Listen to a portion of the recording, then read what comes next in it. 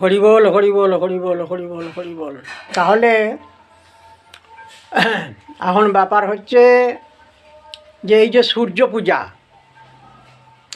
পূজা লীলা আমরা এই প্রথম থেকে আরম্ভ করছি।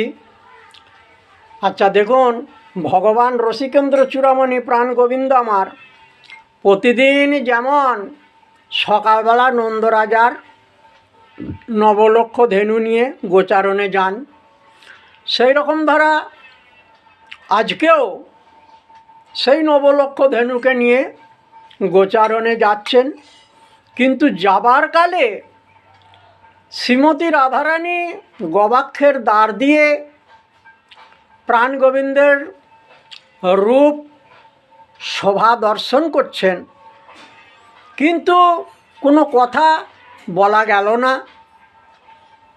দাদা বলরাম আছেন সেখানেতে, তা সেই জন্যে কোনো কথা যখন বলা গেল না, সেই জন্যে এখন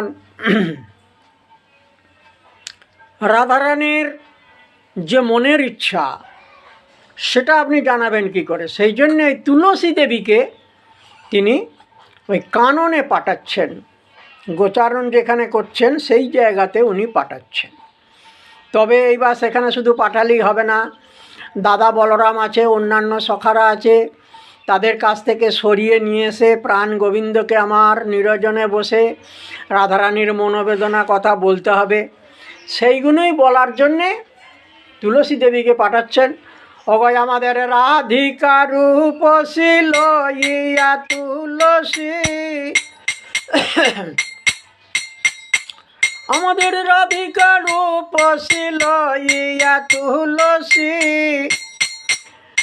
কয়ে মধুর কথা গো, কয়ে মধুর কথা,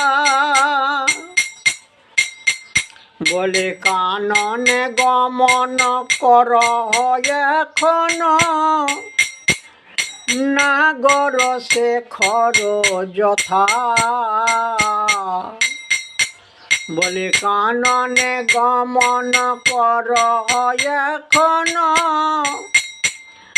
নাগর শেখর যথা। তুমি একবার গমন করো গো, তুমি গমন করো গো, বলে সেই কাননের মাঝে